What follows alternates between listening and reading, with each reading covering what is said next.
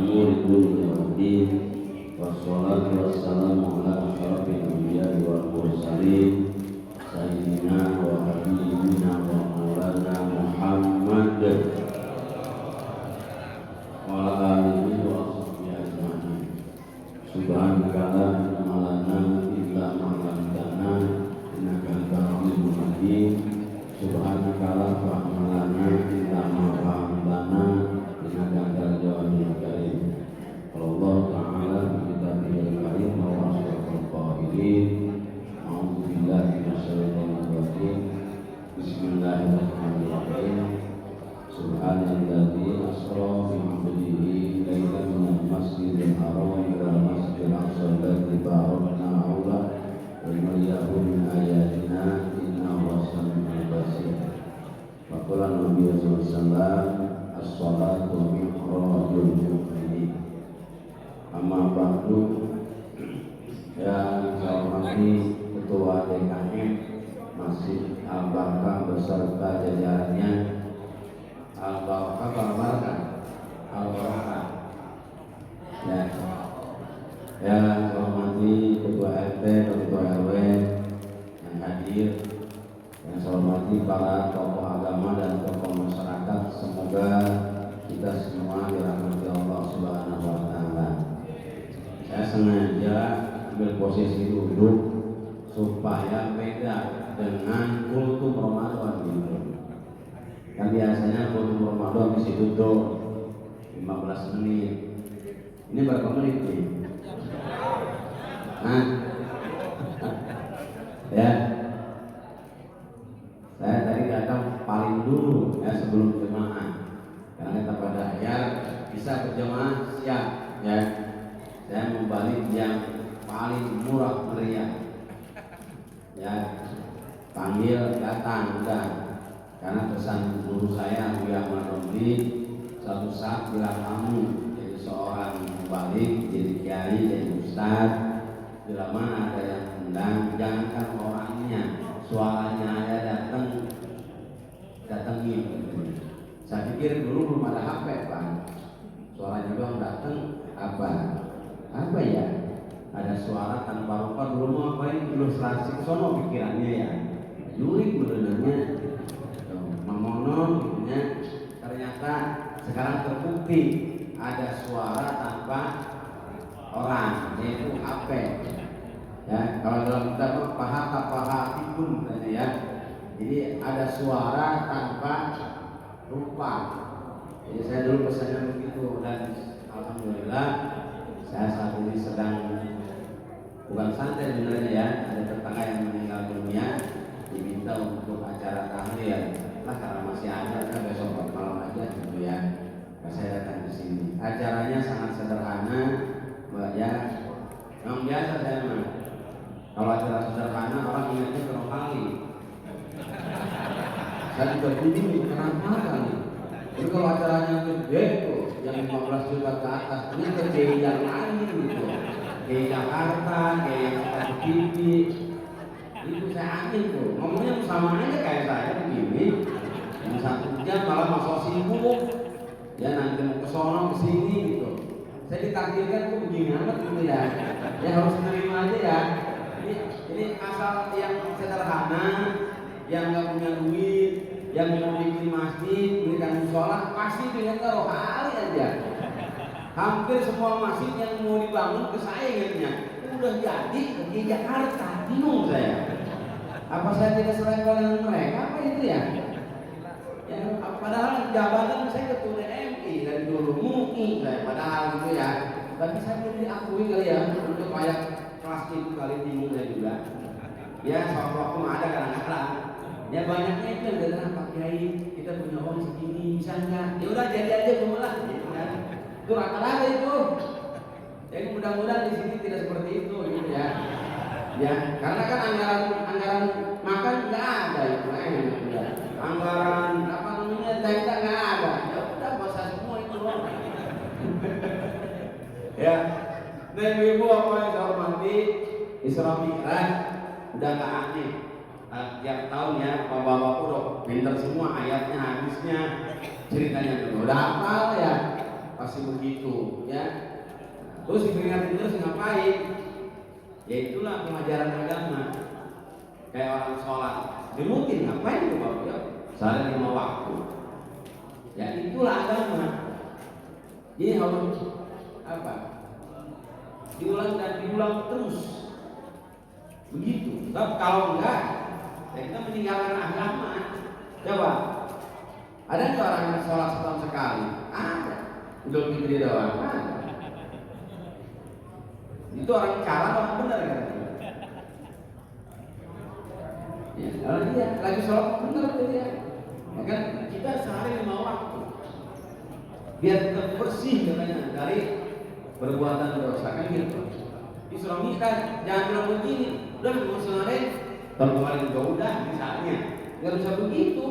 Itulah kegiatan agama, rutinitas, kontinu. Ya, nah Isra Mi'raj sama, dan ayat yang dibahas sama tadi tuh, surat Al-Isra, surat Al-Ma'arij, ada surat An-Najm, yang kesoalnya adalah pasti usahanya Isra wal Mi'raj, jamaknya Ma'arij kan gitu ya. Tangga ya. Nah ini, nah saya akan membahas sekedar saja berdasarkan pengetahuan yang saya miliki di pondok pesantren. Ketika menjelaskan surat Al-Isra ayat 1 ini, itu ada kitabnya yang namanya kitab Dardir. Asalnya Ad-Dardiri, biar gampang kita bilang Dardir, padahal Ad-Dardir itu cerita tentang Isra wal Mi'raj. Kita yang tahunya surah Mi'raj, Nabi langsung menjemput, berangkat. Enggak begitu. Ada prosedurnya. Ya. Jadi Nabi prosedurnya itu ada dalam kitab Ad-Dardiri. Bismillahirrahmanirrahim. Baina Nabi sallallahu alaihi wasallam fil hijri dalam baiti mutaji'an baina rajulaini is'atahu Jibril wa Mika'il wa ma'amul akhar fahtamu la zaman. Sebagai santri itu rata-rata hafal dengan kitab Ad-Dardiri. Dulu dihafal kayak kita dulu ngaji amil dunia. Nah itu nomor soal dunia. Sebagai santri harus hafal dari iklam an-nawami lakinan tuamilin sampai wallahu a'lam bishawab, itu hafal. Jadi dunia sama dari al-kalamu kamu walaupun sampai terakhir harus hafal. Alfiah sama. Sekarang hafal enggak? Enggak. Kenapa? Pada iya. Seiring dengan waktu. Dulu ambil di dunia diberi alfiah yang bahasa orang pulang pelotok enggak. Sekarang maaf, waktu muda kita hafal yang namanya juz amma, Yasin, Waqiah, Tabarok. Sekarang Yasin doang yang nyatu. Itu pun kalau ngaji bareng-bareng. Kalau sendiri lupa, muter ayatul udah selesai. Kayak gitu ya. Sama kita dulu ada diri itu apa? Dulu. Sekarang tinggal isinya aja masih ada. Nah, di situ sebutkan bahwa Nabi Muhammad suatu ketika sedang tidur-tiduran di mana? Di Ismail. Ya di sono Baitullah. Is'atahu Jibril, tiba-tiba datang malaikat Jibril. Wa ma'ahu Jibril Mikail didampingi oleh malaikat yang lain. Tetap ada protapnya, kan? Ada protapnya, jemput ya. Langsung berangkat? Enggak. Di situ protapnya adalah fahtamaruhu ila Zamzam. Dibawa itu Nabi Muhammad ke sumur Zamzam.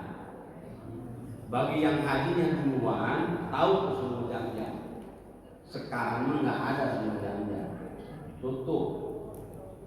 Ya, dijadikan pipanisasi.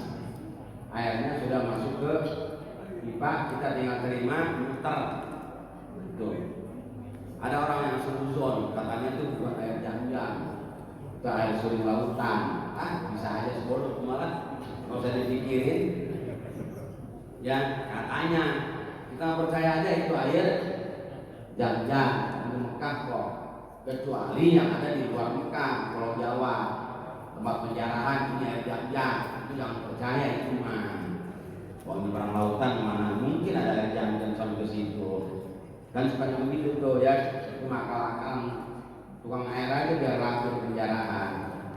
Ya jam-jam, orang semuanya ada yang melihat kan. Ya, kalau saya sebutin ya, saya bukan sering jarang. Saya nggak pernah kalau jam-jam beli aja udah. Yang bilang jam-jam mah kayak semua biasa aja sih. Ya, jadi yang ke bawah mau pabrik air itu, air mineral, pegunungan, air bor. Ya, yang ke bawah itu, ini air pegunungan, air apa lagi? Ya, nggak taunya air bor. Ya, mendingan air dapat masak, segar sehat lah. Ini air bor nih. Air bor, saya mendingan beli ini. Ya, ya, nggak tahu ini air bor atau bukan, nggak tahu. Ini harusnya nyuruh kalian lagi sedikit, pabriknya di mana. Jadi ngapain Pak kamu lazam-zam gitu ya? Ternyata di situ masuk kosobruk, dibelah dadanya. Ya, bahasa kita dioperasi. Nih, ngapain tuh? Oh, jangan bau keluarin hatinya. Tuh ngapain? Pak bersihin. Tuh. Nabi Muhammad ini hanya simbolis saja. Nabi Muhammad udah bersih.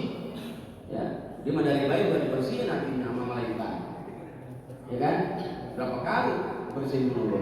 Simbolis saja ngasih tahu karena apa yang dilakukan oleh Nabi itu adalah contoh buat umat. Itu aja udah.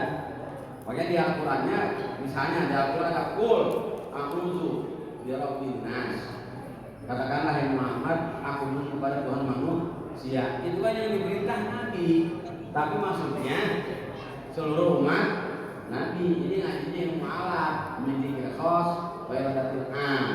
Yang disebut khos Nabi tapi untuk umat. Makanya jadi Ustadz tuh kadang harus ngaji dulu tuh nahu, sorot, ilmu alat harus tahu dulu tuh supaya ketika menjelaskan tafsir ya enggak naik-naik amat lah gitu ya.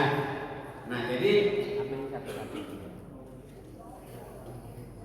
udah kebanyakan nih, jadi mana minumnya ya. Makasih ini ya. Ini terlalu banyak nih albarkan nih, banyak amat minuman nih. Baru makan jagung berapa hari sudah suruh ngomong saya ini. Risiko kembali begini. Hadir rumah enak sambil makan saya nggak pulang sendirian. Makanya kayak saya dulu waktu muda saya pesantren, saya pasaran kitab, nyoret kitab sambil ngerokok sambil ngopi. Itu kayak ngomong, lu mau nyat apa sama gua? Lu mau bisa ngopi bisa ngerokok lah, gua baca kitab cagaan tuh jangan ngopi. Akhirnya mau izin dia, maaf ya, haji jangan ngerokok. Makanya ada tuh sebagian kiai yang sambil ngaji sambil merokok, ada itu ya terserah aja itu mah kalau di komunitasnya mah. Cuman kalau depan anak kecil mah kurang ini ya. Nah saya nggak mau begitu. Tapi kalau kiai saya begitu sambil baca kitab sambil merokok, karena emang muridnya ngundang semua. Yang saya nyoret kitab begini, ini ngopi rokok. Dalam istilah satu itu nyoret. Jadi kiai yang baca kitab, kita yang ngasih kode fi'il, fa'il, maf'ul, mubtada, khobar, harus ada kodenya gitu ya. Disebut dengan baca kitab kuning itu gundul kan, ini kasih kode doang kalau mengetahui apa, iku apa, maf'ul kan, fa'il, ada itu ya. Nah balik lagi, itu Nabi Muhammad udah bersih, dibersihin lagi hatinya. Itu artinya apa? Itibar buat kita pelajaran. Kalau mau derajat yang mulia, ibu bersihin hati dulu. Nah ini bersihin hati dulu.